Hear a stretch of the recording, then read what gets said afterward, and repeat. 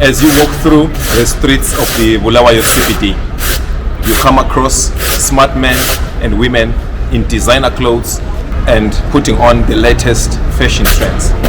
But on the same streets, you meet dirty men, women and children in tattered clothes looking for food in the rubbish bins. The homeless people who sleep on concrete pavements and have plastics as their blankets. We took some time to go and speak to these people. I'm your host, Munashe. Join me as I get to go and hear their stories. Munashe Dube. Ndoda kubatsiriwa bhora undotamba sindada kuwana kuti paondekana mari transport ndombonoona dzimwe hama dzangu dzocheguta sindobva mala akuti hama dzangu dzimwe dzakarorwa dzocheguta kwakirimu nekwamubayira nonzwa madzamba but zvese ndoda kuita asi chekutanga ndoda kubatsiriwa ndiwane hembe dzokupfeka zvakangofanana machira magumbezi chi ndovatozvoku nehembe yekuti ukaenda kwanguva nomunhu anomubatsiro kunwani nangu ari kuenda chikoro chegutu but mudhara akashayika. Panapa ndakauya netrain ndichibva kuharare pandakabva kumalawi. Pandakabva kumalawi ndakauya netrain takauya nemutare mozambique pandasvika muharare mva ndaenda kuchegutu kuve hama dzangu dzogara ikomo pandazoya muno manje kuti ndichiwana mari yokudzokera kwandina manje iri kuneka. Asi unoda kudzokera? Okay. Ndambonoona hama dzangu bhobho ndobva ndaonoona nevanini nangu ndakaonero kana zvembo bhutsu chi nemagumbezi zvokuti vanowana kubatsirika nekuti mudhara akashaya. Amakore mangani? Nde34. Ndonzi Darlington Ram. Ndonzi Darlington Ram. Musha kwangu ndikwaMtuku. Pati maparents akashayika ndaigara nateta ndodzamndara. Saka baba wangu ndowaziva. Asi ndinonzwa kuti vanobva kumberengwa. Sine munje kuti howe. Saka ndachikumbira kana vachizvinzwa. Ndiri kuBulawayo vandibatsirawo. Kuti vazive kuti mwana wavo ndikuwatsvagawo. Zita handirizivi. Ndingoziva kuti bandiri mudiki mumuzi wangu wakashayika. Saka washayika tangoendetsana nateta nzvadzi yamudhara. Vatangotadzongurira nobva ndangobudawo. Saka ndangobudawo ndakuzongoyo kune friend yangu achiti handichi unomboonawo Bulawayo. Saka kumusha kwangu chaiko kumberengwa but handikuzive. Baba wangu waingonzi ndiwe kwaHowe but iye handikuzive. Ndakabereke bheti rangu rakanzi Mberengo Hospital ndipo ndakaberekerwa. Bheti yacho unayo? Handina. Yakatorwa nateta nzvadzi yamudhara. Vanonzi ani zita ratete? Vanonzi Charity Manyati. Charity Manyati? Vanogara kumusha kwaMtuku. Vakaroorwa? Vakaroorwa tangoendetsana nenhau yefamily yemba zvezvi. Kuti ndakasirwa imba nana sekuru hanzvadzi ngoti sekuru andaingogarawo nawo. Saka maparents angu ese akabva ashayika. Ndaberekwa tiri ngongoti vanasisi vanga vari 4 na blazi vangu vangobudawo pamba 97 handina kuzovaona. Saka munoona kuti upenyu vandiri kurarama handina kana bhutsu kana hembe dzakachena one chida kuonekerwa pano vamwe. Ndine matalent angu kurefura bhora kuita makrusade machurches zvakangosiyana mabasa unongoita wapo neapo. Ndonzi Beli Mbewe ndobva kuGweru kuMukoba 13. Ndobva kuGweru Mukoba 13 ndakauya muno neshamwari tichingofambawo zvangu but ndakauya this year kuna muna January. Ndogona basa rechi-DJ nekutamba bhora ndozvo zvandonyanya kugona, especially kutamba bhora. Chi-DJ ndongoitawo zvangu but bhora. Ndane makore 19.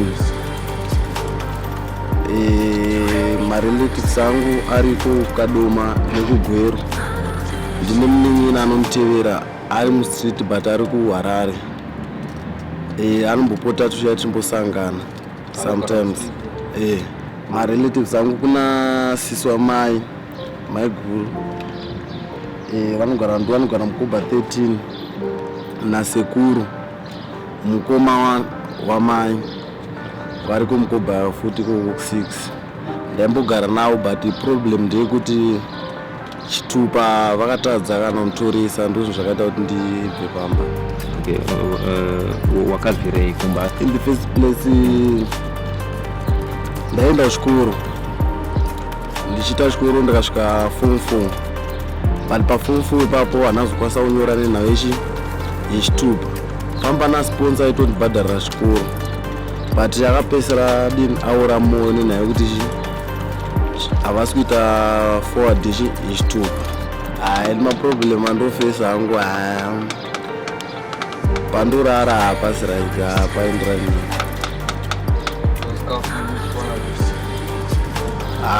Tinonga mabhini imomo, hatofamba mabhini ese emuBulawayo tichinonga.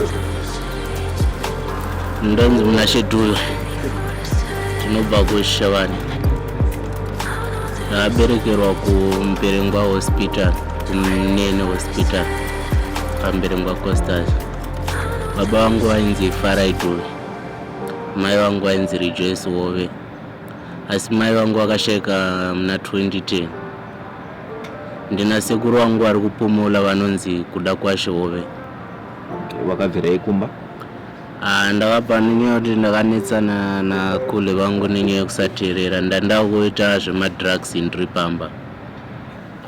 Maproblem andosangana mustreet ndeushawa chaya sechikafu, mablanketi nehembe.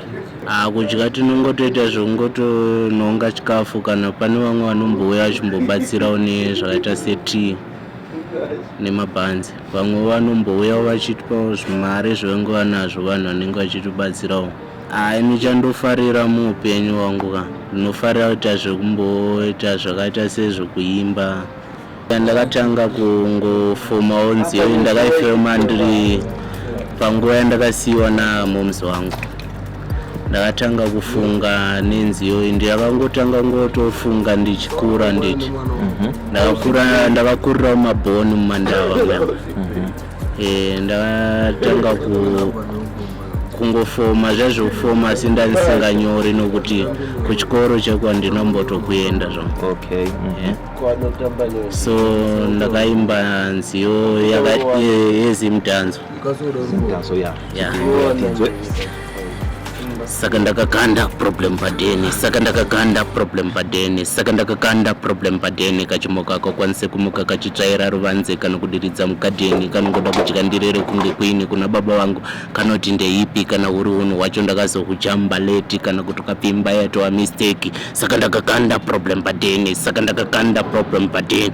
Kachimoka kakwanise kumuka kachitsvaira ruvanze kana kudiridza mugadheni kanongoda kudya ndirere kunge kwini kuna baba vangu kanoti ndeipi kana uri unhu wacho ndakazokujamba leti. Saka ndakakanda problem padeni, saka ndakakanda problem padeni. Tapi anotapira ane rudo runotapira kubvira zvandakatanga kurongana naye andina kumbozobvira kuti achondisiya. Saka ndinongotenda nekuti Mwari akandisikisa. Saka ndakakanda problem padeni, saka ndakakanda problem padeni. Vese vafana vari kutamba makilasi ndovavunganidza saidi ndotanga kurova ngoma ndopinda pachiswaga ndiri muchinda patidiki pamangoma ndimbomira.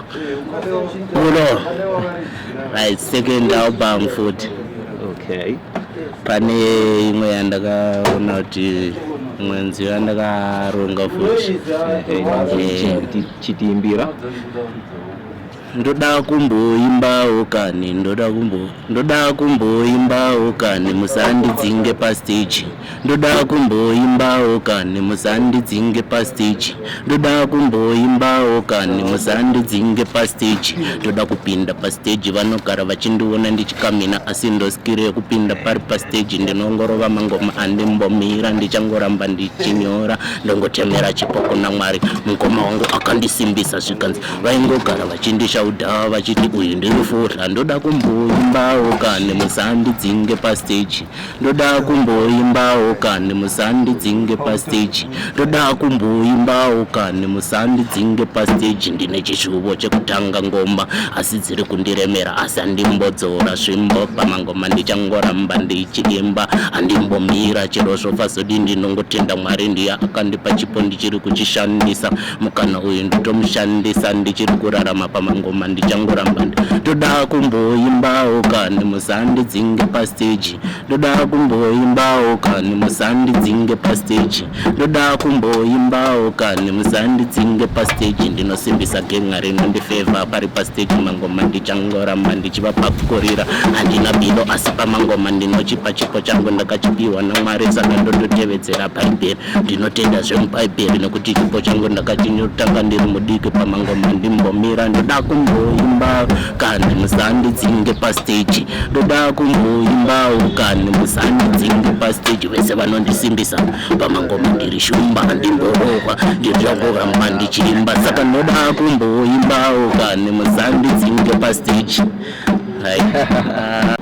ndichishuwo chekuremixa manziyo dzangu asi ndinokumbirawo kuti nziyo dzendenchiimba dzive nemusoro uye dzinofadza vanhu dzisave nziyo dzekuti vamwe vanozoteerera vamwe votanga kusuwa tichida kuti kana nziyo yayo yawairekodha inyatsokubuda nziyo yako ichiteererwa nevanhu uye ichifadza nyika yese yekuitira kuti newo ugowanawo zvaunenge uchishuvira muupenyu hwako nekuti pakuimba ndokubasa kwachona pamangoma timborega sekuti ndototenda Mwari anondipa chipo chakadaro ndinoshuvirawo kutoti Mwari atondizarurira chaiko chaiko ndangotopinda mukati menzvimbo yestudio ndomandoshuvira umbotopinda umbogara pachiya inotenderera chaiko ndomboona life ichienda kumberi.